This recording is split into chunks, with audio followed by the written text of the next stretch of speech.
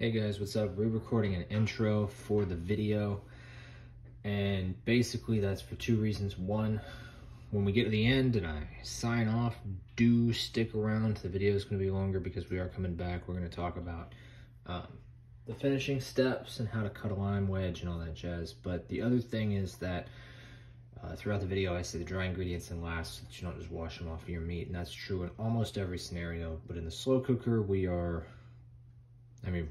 really just cooking it in its own juices here, and whatever liquid we put into the pot. So you want your seasoning to be in that liquid. It's fine. All that means is that I'm going to come back in a couple hours when that liquid is kind of built up and the onions have kind of lost some of their crispiness and it's a lot easier to work with, and I'm just going to stir it up a little bit and it'll be totally okay. But if you're making this, just do the dry ingredients first. Just go there, do them first, get them into the pot with your liquid. And then, or maybe not first, but like right after the liquid, you know.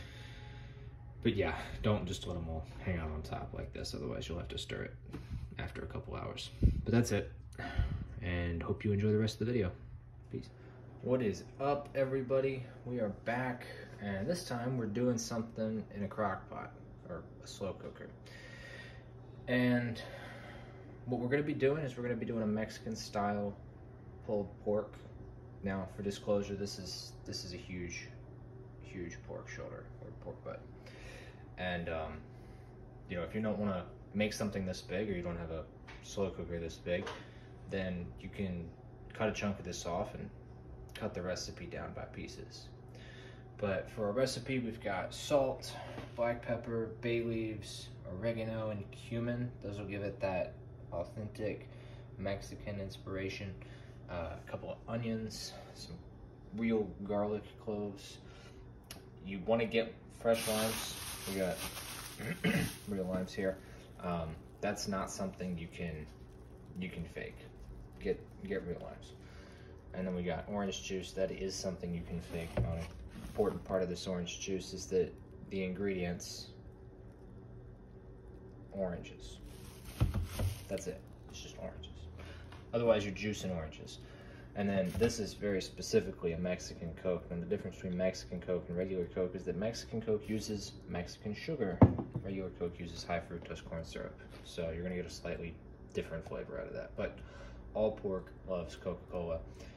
So yeah, shout out to Coca-Cola, and hopefully they'll sponsor the next video. Anyways, I'm going to go get this bad boy ready for prep. We're going to cut this package open, we're going to drain it, we're going to rinse this thing.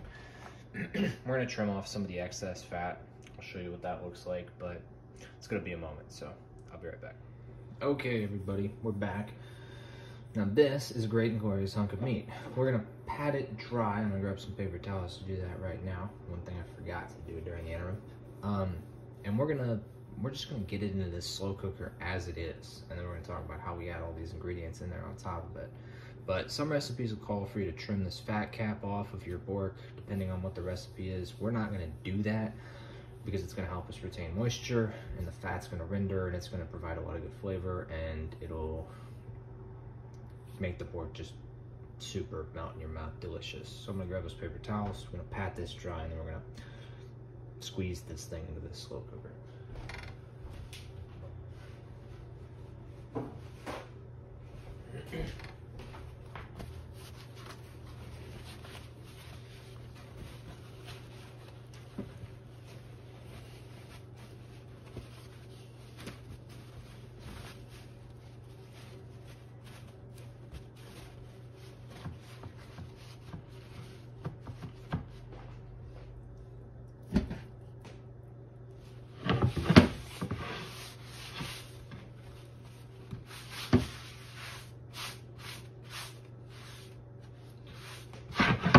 Okay, now we didn't do chicken, and everything that we're about to cut is going to go into this slow cooker here, so we're not going to worry about washing the cutting board or the knife. We're just going to get right into that.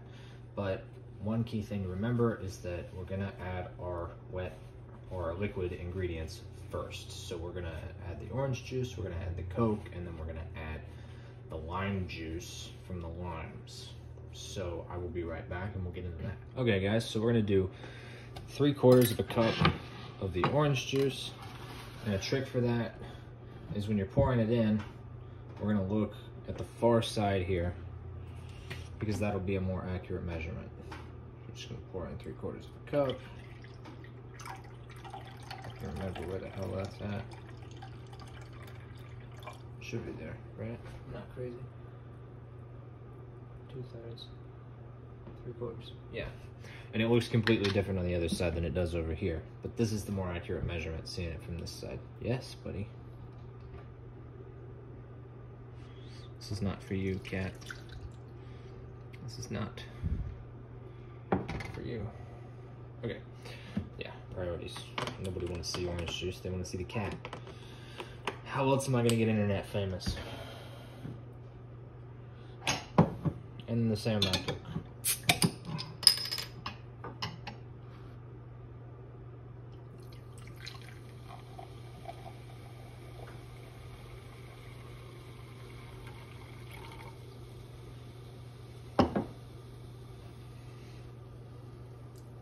Pork loves Coca-Cola, all types, but if you can get the Mexican Coke, get the Mexican Coke.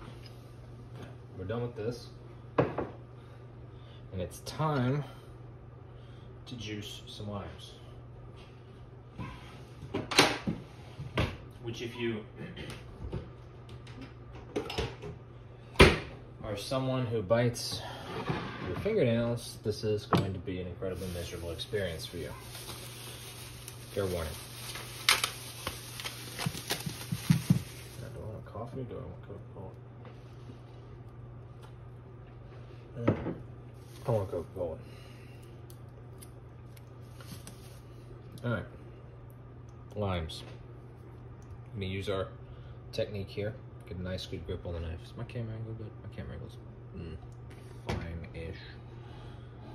There we go. So we got our grip on our knife, we got our lime. Because we're juicing it, we're gonna cut it in half with the ends like that. Sharp knives go a long way for this. And then, limes don't really have seeds the way that lemons do. So you're just trying to get all the juice out. And the first thing that you're gonna do is you're gonna cup it like this, and you're squeezing between here and your fingers.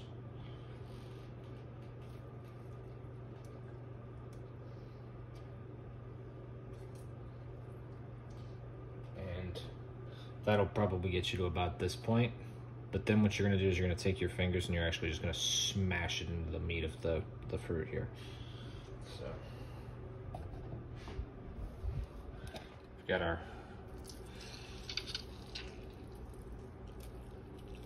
lime here, and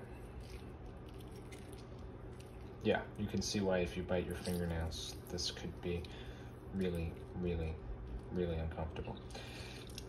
Gloves will solve that problem. Or if you have a juicer, that would solve this problem. I don't have a juicer. It's probably gonna be easier for a lot of you guys than it is for me. I have good grip strength, but arthritis in my hands means that this is not comfortable. So yeah, got this all juiced out, and we are gonna do this for 2 limes. This is half of a lime, so we're gonna do this 3 more times. I'm not gonna subject you to watching all that. I'm just gonna go ahead and do it, and we'll check back in momentarily.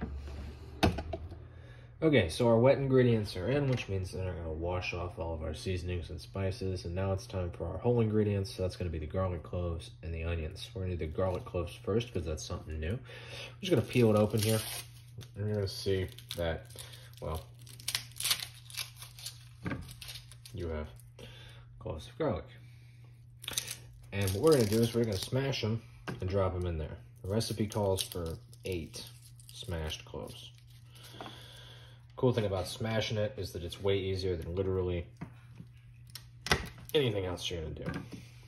You just lay it down, crush it with your knife, and then everything on the outside peels right off. That is an ugly clove though. I don't like that one. Don't like that one at all. I'm gonna do a different one. Let's see it again.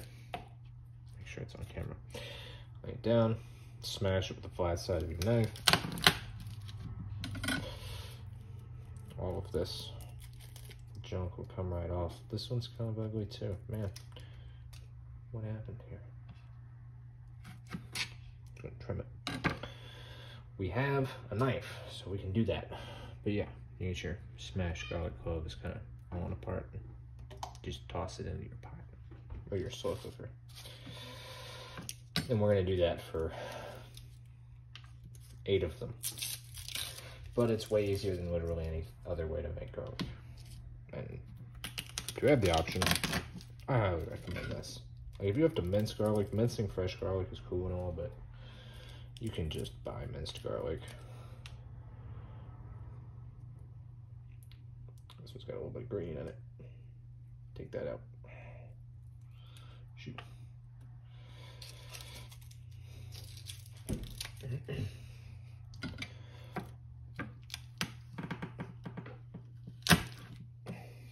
I don't know if you guys can hear it, but I can hear it when it finally breaks too. So that's another thing. You're not just squishing it to feel like it, that you can hear it actually crush. It's 3.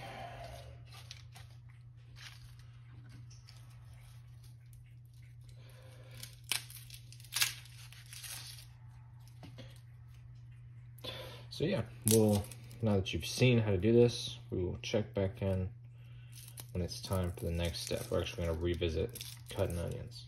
So we will see you then.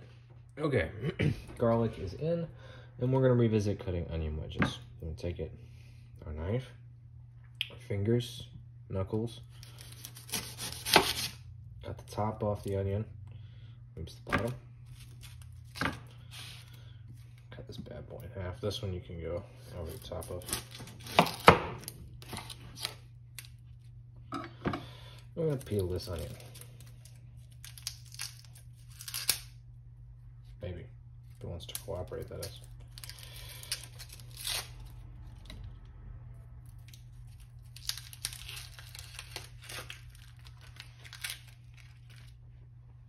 I'm just going to set this aside so I can scrape all this into the trash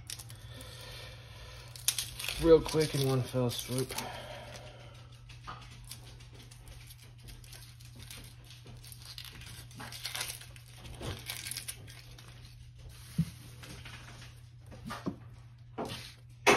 And I like onions, so I'm doing 2 onions, but it calls for 1 large onion. I don't know if I would call either of these onions large.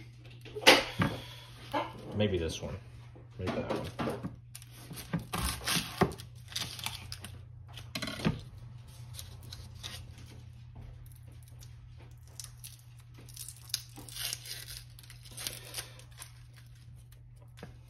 As for onions, the type of onion you use can matter. Sweet onions, white onions, yellow onions, Vidalia onions. Sweet onions are obviously a little sweet for an onion. Duh. Don't use red onions. Red onions, you don't cook with red onions, no. I think these are white onions. I pretty much only use white onions.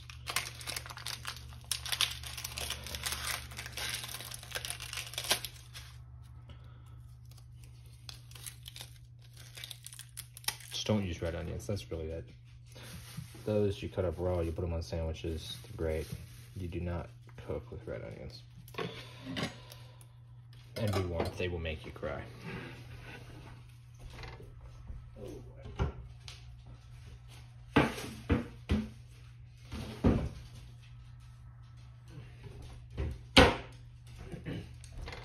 Alright, my experience with these last couple onions I've had to cut has been brutal, so we'll see how this goes. But we're going to go over this again. You've got your knife.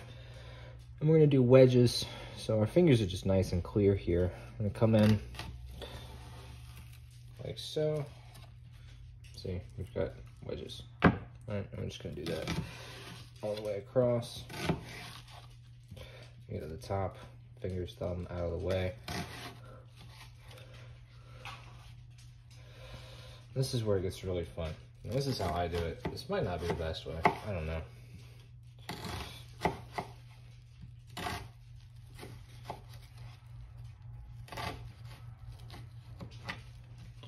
Important thing is that you don't cut any of these off because we don't want that in our food.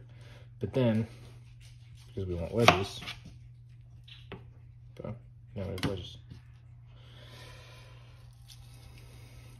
I'm gonna kind of break those up a little bit and sprinkle them over top of our huge chunk of pork. But I'm gonna do that, well, 3 more times. And then we will add our spices and seasoning. Be right back. Okay, this is what we got.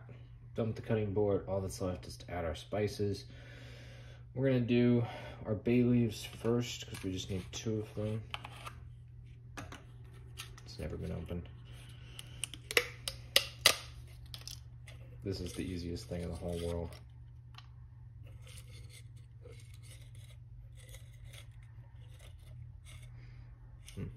Yeah, pretty potent. Don't eat these. They're not really edible. They do give it a great flavor. Okay, and then we're gonna finally open the pepper the easy way and do 1 teaspoon of black pepper.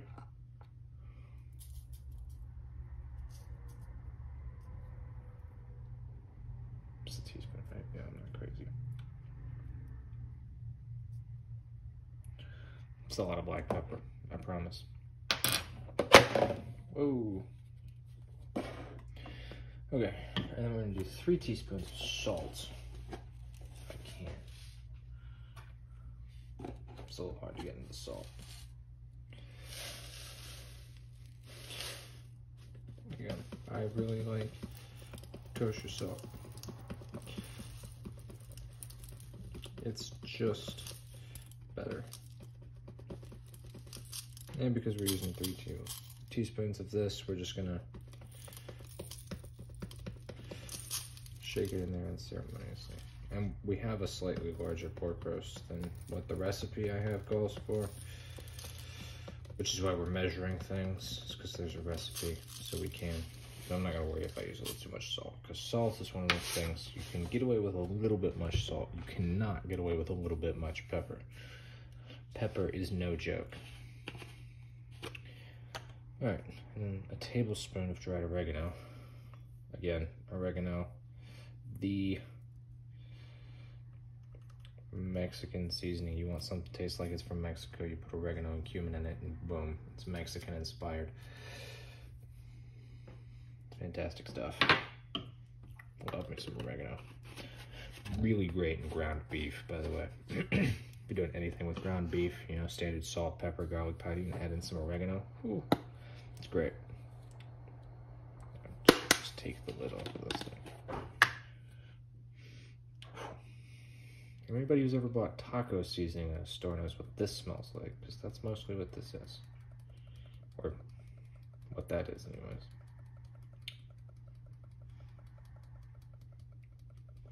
Alright, notice I have set amounts, but I'm not following this super strict. I'm just getting really close and then going for it.